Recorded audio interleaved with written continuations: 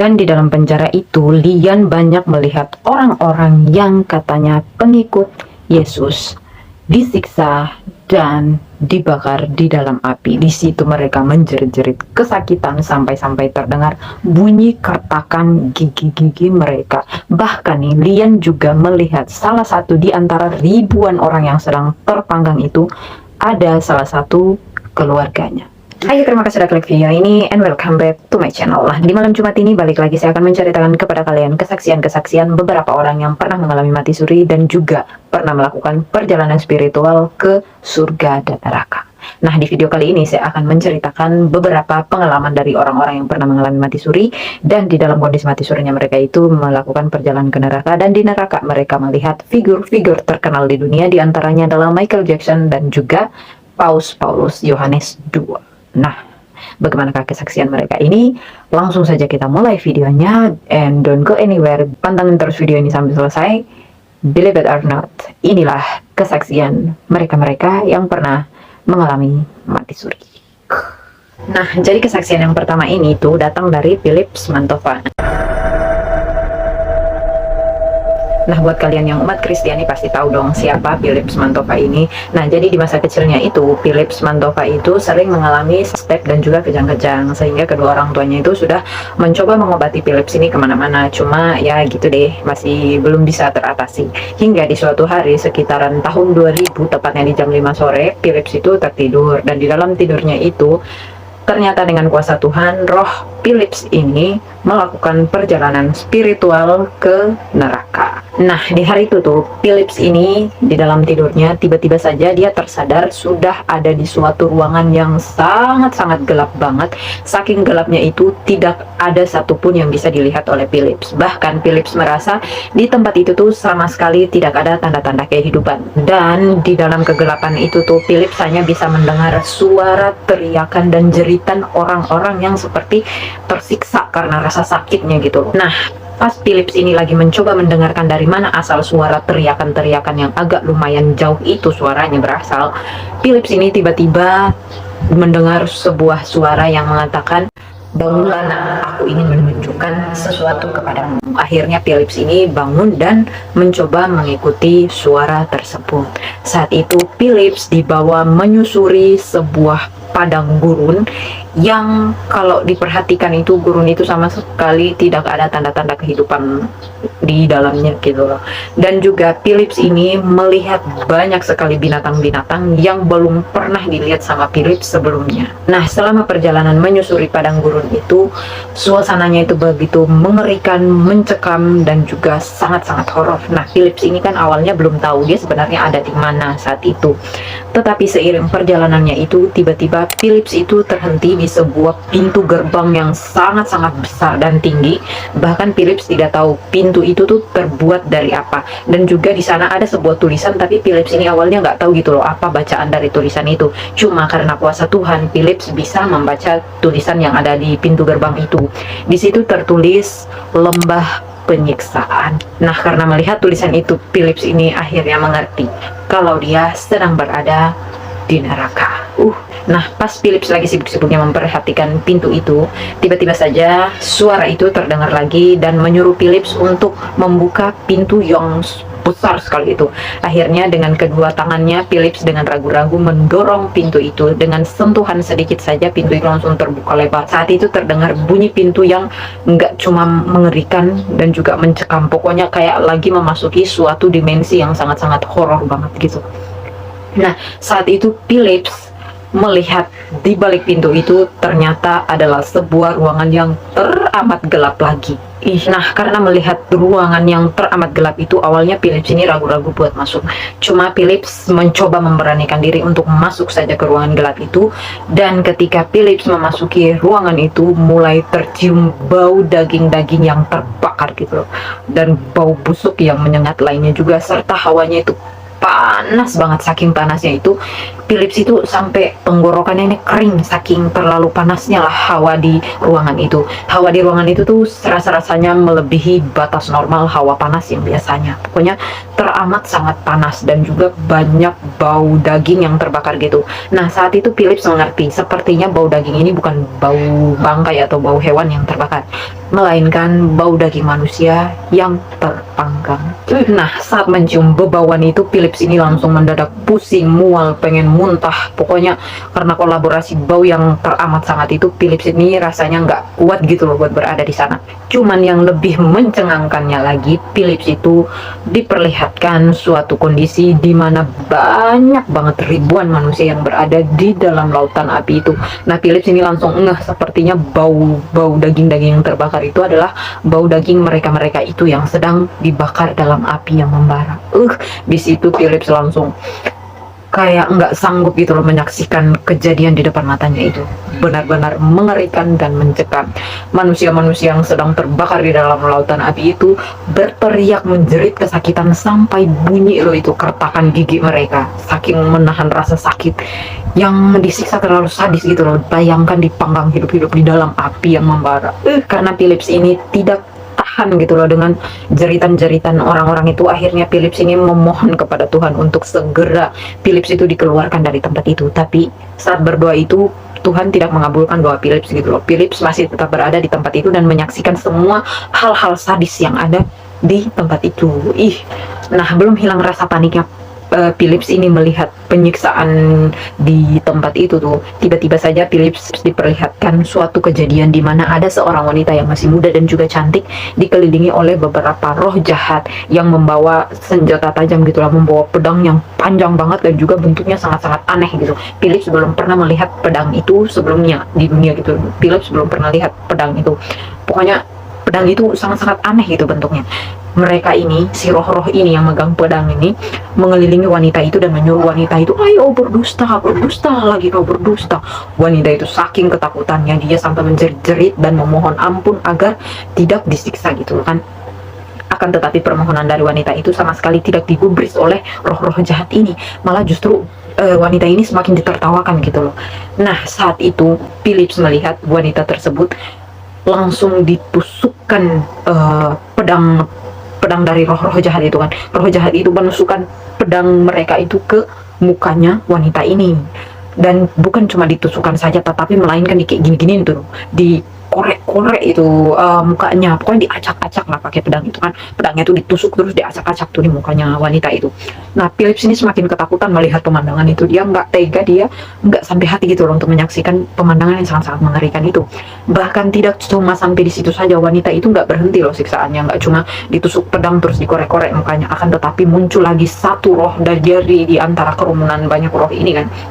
Ada lagi satu roh yang muncul dan tiba-tiba langsung menangkap lidahnya wanita itu kan. Kan wanita itu tadinya teriak-teriak, langsung diambilnya lidah wanita itu dan ditarik sampai putus. Di situ Philips sangat-sangat tidak sampai hati gitu melihatnya, karena kejadian itu tuh terlalu sadis banget dan terjadi langsung di depan matanya. Di situ Philips kayak rasanya lemas, pokoknya tak berdaya lah melihat kejadian yang sangat-sangat mengerikan itu. Akan tetapi siksaan dari wanita ini nggak sampai di situ aja, udah lidahnya putus ini kan, si wanita ini langsung menjerit-jerit. Bayangkan orang teriak-teriak tapi udah nggak ada lidah gitu loh. Tapi kejadian itu nggak cuma sampai situ. Kejadian wanita ini disiksa terus saja berulang-ulang sampai entah berapa puluh kali gitu loh, udah berulang-ulang terus. Ternyata si wanita ini tuh semasa hidupnya sebelum meninggal, wanita ini sering mengkhianati suaminya dan juga membohongi suaminya. Aduh, buat kalian yang suka bohong, please banget jangan lagi deh, ngeri kali. Aku aja yang cuma ngebaca kesaksian dari si Philips ini udah asli merinding, apalagi aku berada di posisinya Philips yang saat itu melihat secara langsung gitu loh kondisi di neraka. Ya Allah, astagfirullah. Nah, kemudian nih, tidak jauh dari tempat penyiksaan wanita itu, Philips melihat lagi ada dua orang laki-laki, satu masih muda, yang satunya itu udah tua. Philips sih perkirakan itu bapak sama ayah gitu kan, bapak sama anaknya gitu kan. Nah, di situ si bapak sama si anak ini dihukum juga sama salah satu roh jahat itu. Jadi roh jahat itu menyuruh kedua orang ini untuk saling memakan dalam kondisi hidup-hidup gitu. Di situ Philips diperlihatkan kondisi kedua orang itu, dimana yang pertama kali roh jahat itu menyuruh si anak ini untuk memakan otak bapaknya. Pergilah anak itu kan di belakang bapaknya ini dia pergilah di belakang bapaknya itu, sampai di belakang bapaknya itu langsung dia ambil itu tuh otaknya bapaknya kayak gini, terus dia hap, dimakan otaknya bapaknya itu. Ini makan mentah-mentah otaknya bapaknya itu kan. Ya Allah, sampai dimakan sampai udah setengah tuh otaknya bapaknya ini. Disuruhlah lagi mereka gantian kan, si roh jahat itu menyuruh anaknya itu gantian posisi itu sama bapaknya. Jadi bapaknya yang memakan otaknya anaknya ini, dengan kondisi otak yang sisa setengah itu di kepalanya. Bapaknya ini pergilah juga ke belakang anaknya, terus dia hap juga otaknya anaknya itu kan. Iya Allah, dia makan lah itu kondisi mentah-mentah. Nah, anaknya ini menjerit-jerit kesakitan, mereka berdua itu menjerit-jerit kesakitan gitu loh, karena bayangkan aja otak kalian diambil dari kepala terus dihap, dimakan. Ya Allah, astagfirullahaladzim. Dan siksaan itu tuh mereka terima. Ternyata selama hidup mereka di dunia, mereka berdua ini telah memutuskan silaturahmi. Bayangkan aja hukuman untuk orang-orang yang memutuskan tali silaturahmi itu ternyata seperti itu. Dan siksaan si wanita maupun si laki-laki sama anak bapak ini nih tidak akan pernah berhenti sampai hari kiamat tiba. Kalian bayangkan aja lah tuh kan, aduh, siksaan itu akan terus berulang terus sampai hari kiamat. Astagfirullahaladzim. Nah, jadi itulah kesaksian dari Philips Mantova ini. Nah, kesaksian ini sebenarnya banyak hal-hal yang dilihat sama Philips selama melakukan perjalanan spiritual di neraka itu. Tapi untuk versi lengkapnya itu kalian bisa baca di bukunya yang judulnya Trip to the Hell by Philips Mantova. Nah, saya ngambilnya sedikit aja gitu loh, biar nggak panjang-panjang banget, karena masih ada kesaksian-kesaksian yang lain juga. Dan kesaksian berikutnya ini datang dari seorang pria asal Ghana, namanya itu Kwajo Peter. Jadi Kwajo Peter ini suatu hari itu dia lagi main bola gitu kan sama teman-temannya. Tapi pada saat main bola itu tuh Kwajo Peter ini mengalami kelelahan dan juga dehidrasi. Akhirnya Kwajo Peter ini tiba-tiba aja pingsan. Nah, pada saat pingsan itu tuh teman-temannya langsung mengangkat dan membawa Kwajo Peter ke rumah sakit terdekat. Tetapi sampai di rumah sakit, dokter yang menangani Kwajo Peter ini menyatakan bahwa Kwajo Peter itu sudah meninggal. Diperkirakan Kwajo Peter ini meninggal pada saat perjalanan ke rumah sakit gitu kan. Akhirnya mayatnya Kwajo Peter ini dipindahkanlah ke ruang mayat. Nah, di ruang mayat itu jenazah Kwajo Peter ini dibersihkan dan juga siap-siap buat disimpan sambil menunggu pihak keluarga juga buat datang. Nah, pada saat Kwajo Peter ini sudah berada di ruangan mayat tuh ada satu petugas yang bertugas untuk menangani jenazah Kwajo Peter ini kan, untuk membersihkan dan lain sebagainya. Tiba-tiba saja Kwajo Peter ini siuman, dia hidup lagi gitu loh, padahal tadinya udah meninggal. Dia hidup lagi dan langsung bangun duduk dan minta air minum gitu ke petugas ruang mayat ini. Nah, si petugas ruang mayat ini yang kaget dan juga ketakutan kan, kenapa ini orang udah meninggal tapi bangun lagi, mana minta air putih lagi. Dia langsung refleks kan, dia mengambil tongkat kayu lah tuh yang ada, kebetulan ada di sekitarnya. Dia ambil tuh tongkat kayu terus kuplak, dia pukul si Kwajo Peter ini kan, sambil dia bilang, kau tidur, teman-temanmu yang lain sudah tidur, ngapain kau bangun lagi gitu kan. Langsung puang dikeplak gitu sama tongkat itu kan, dipukul si Kwajo Peter ini. Akhirnya tewas lagi lah si Kwajo Peter ini.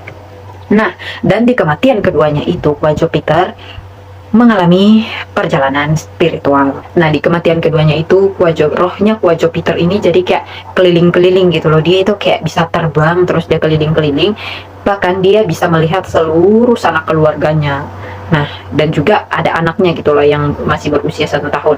Nah, saat itu rohnya Kwajo Peter ini, kalau jasadnya kan keluarganya udah taunya si Kwajo Peter ini udah meninggal gitu kan. Jadi tapi sisa rohnya ini yang masih berkeliaran kemana-mana tuh. Cuma keluarganya tuh nggak bisa lihat nih rohnya Kwajo Peter. Cuma Kwajo Peter aja yang bisa lihat mereka gitu kan. Nah, Kwajo Peter ini saat itu melihat ada anaknya berumur 1 tahun. Nah, Kwajo Peter ini berusaha mengangkat anak itu, akan tetapi kayak tembus gitu loh, nggak bisa. Kwajo Peter ini nggak bisa menyentuh anaknya sama sekali. Akhirnya Kwajo Peter ini udahlah terbang gitu melanglang buana, sampai akhirnya Kwajo Peter ini sampai ke neraka. Nah, di neraka itu tuh Kwajo Peter mengklaim dia melihat banyak banget ribuan orang yang sedang terpanggang api di neraka. Bahkan salah satu di antara ribuan orang, bahkan mungkin miliaran orang di dalam api neraka itu ada figur sosok terkenal, yaitu Michael Jackson dan juga Paus II. Nah, di situ Kwajo Peter melihat bahwa Michael Jackson itu sedang disiksa. Dia itu mengklaim bahwa si Michael Jackson dan juga Paus Paulus itu disiksa gitu loh di neraka. Entah ada kesalahan apa yang mereka lakukan itu, yang jelasnya Gua Jupiter ini mengklaim dan memastikan bahwa dia melakukan perjalanan di neraka dan melihat di neraka itu ada Michael Jackson dan Paus Yohanes II. Akan tetapi nih, setelah kurang lebih 1 bulan tuh Gua Jupiter ini banyak menyaksikan kondisi betapa tersiksanya manusia-manusia yang berdosa di neraka itu.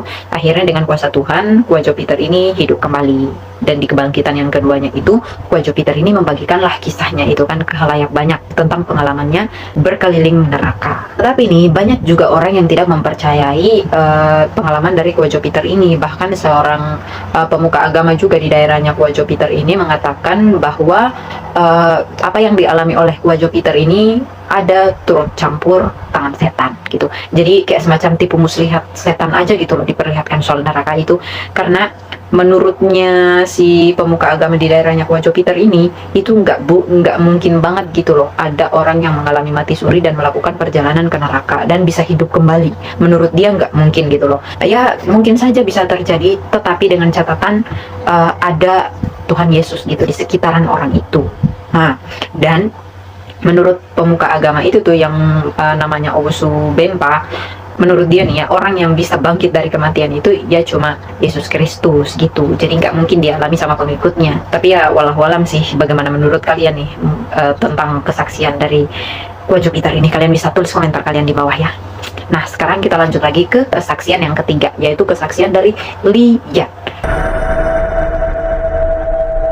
Jadi Lian ini ceritanya mirip-mirip sih sama Philips Mantova tadi. Tapi Lian ini dia itu pada saat kecilnya ini kan suka sakit-sakitan, tetapi karena kedua orang tuanya itu nggak mampu untuk berobat, dan Lian ini juga nggak sanggup lagi gitu loh menahan rasa sakit yang dideritanya itu yang berkepanjangan. Akhirnya Lian ini meminta kepada Tuhan untuk mati aja gitu loh. Lian ini juga sudah sering banget melakukan usaha buat bunuh diri, akan tetapi Lian itu merasa sebagai pengikut Kristus yang taat, dia itu nggak mau gitu loh bunuh diri, karena dia tahu bunuh diri itu adalah dosa dan dilarang sama Tuhan.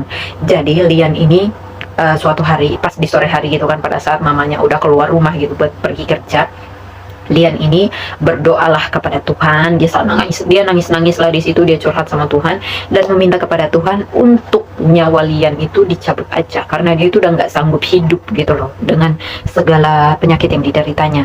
Jadi pada saat itu Lian berdoa kurang lebih 30 menit, dia berdoa itu lama banget, dia nangis di situ. Dan akhirnya setelah selesai berdoa, Lian itu tertidur, dan di tidurnya itu roh Lian tiba-tiba saja terpisah dari jasadnya. Di situ Lian masih bisa melihat bahwa jasadnya itu terbaring di tempat tidur, sementara rohnya dia itu udah dalam posisi berdiri.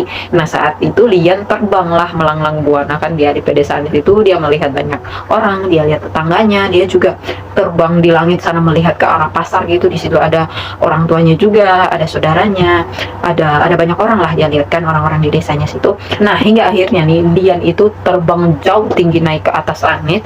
Dan tiba-tiba saja Lian itu kaget karena dia semacam terjebak gitu di suatu ruangan yang gelap gulita, tapi dia mendengar suara teriakan dan juga bunyi-bunyi kertakan gigi gitu loh dari kejauhan.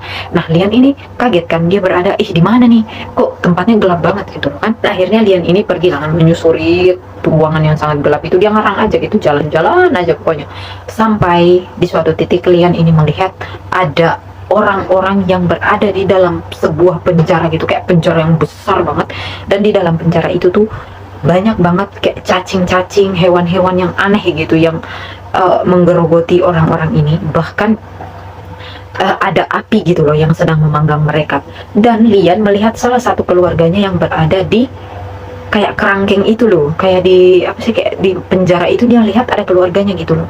Dan di situ Lian sadar nih bahwa orang-orang yang berada di dalam penjara itu tuh semuanya, hampir semuanya adalah orang-orang Kristen. Nah, yang seagama dengan Lian ini kan. Nah, Lian ini kaget, loh kok bisa gitu loh orang-orang itu yang taat beragama bisa berada di tempat itu, malah kok kayak disiksa, kayak dibakar, sampai orang-orang di dalam kerangkeng itu berteriak menjerit kesakitan sampai terdengar gitu loh bunyi kertakan giginya mereka ini.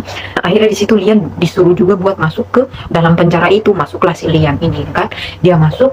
Terus di dalam penjara itu Lian ini merasa ketakutan, dia pokoknya dia nangis, dia minta sama Tuhan buat dia bertobat gitu loh. Dia takut, dia nggak mau lagi berada di tempat itu, dia lebih baik hidup kembali gitu loh di dunia. Dia nggak mau ada di neraka itu. Nah, menurutnya si Lian ini, di neraka itu terlalu mengerikan, terlalu mencekam, terlalu sadis, terlalu pokoknya susah didefinisikan dengan kata-kata gitu loh kan.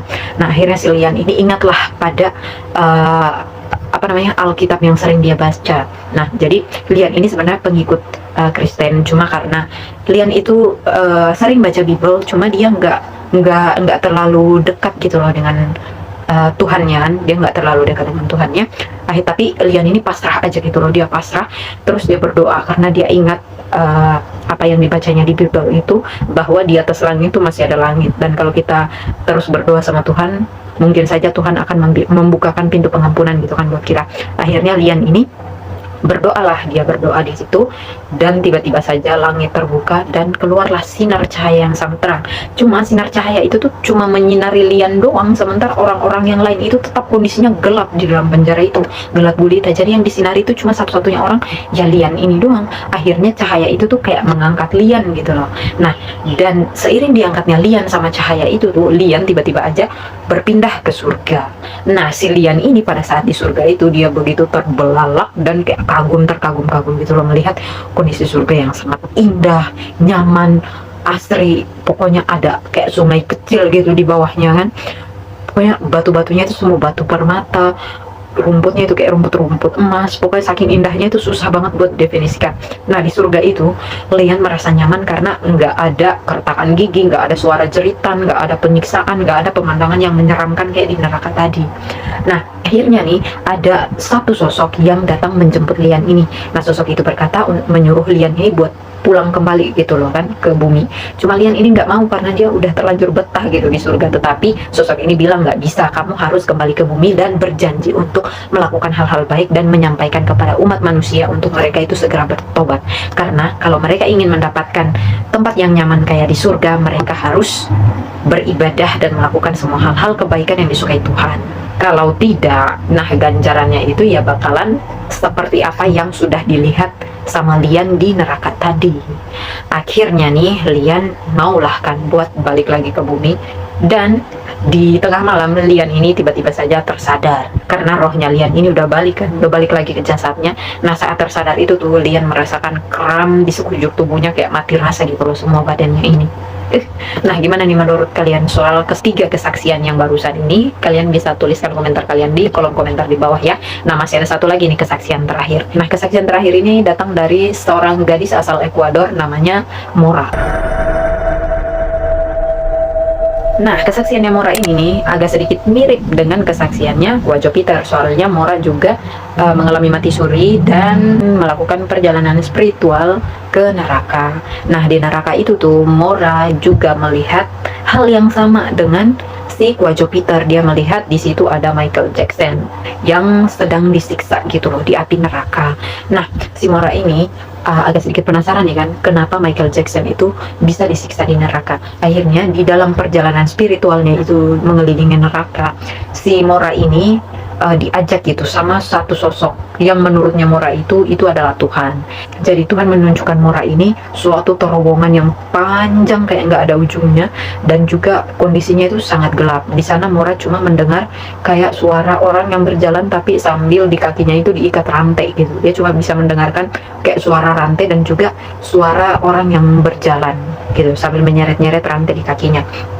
Nah, di sana juga Mora melihat banyak banget orang jatuh ke suatu lembah, dan lembahnya itu di bawahnya itu api. Nah, di sana Tuhan berkata kepada Mora, katanya, begitulah cara manusia untuk binasa. Jadi dijatuhkan ke dalam lembah api gitu loh. Nah, di situ Mora melihat dengan mata kepalanya sendiri. Dan Mora ini juga melihat Michael Jackson, kakinya itu dirantai gitu loh, dirantai, dan Tuhan menjelaskan bahwa Michael Jackson itu semasa hidupnya dia sudah mengkhianati Tuhan karena bersekutu dengan iblis untuk mencapai ketenarannya di dunia dan mendapatkan banyak fans. Nah, gara-gara kesaksiannya Mora ini nih, banyak banget penggemar Michael Jackson yang jadi pro dan kontra gitu loh. Ada yang terima, ada juga yang nggak terima kalau Michael Jackson ini masuk neraka. Akan tetapi menurut apa yang menjadi kesaksian Mora ini yang sudah melakukan perjalanan spiritual ke neraka, dia benar-benar melihat bahwa Michael Jackson itu kakinya dirantai dan disiksa di dalam neraka. Cuma karena satu alasan, karena cara tarian dance-nya Michael Jackson itu yang kaki mundur-mundur itu ternyata adalah cara jalan setan ketika melakukan tugasnya di neraka gitu kan. Ketika menyiksa orang-orang di neraka tuh, tarian kesenangannya kayak luapan kesenangan para setan itu ya kayak tarian Michael Jackson itu yang kakinya itu loh. Nah, itu menurut kesaksiannya Mora.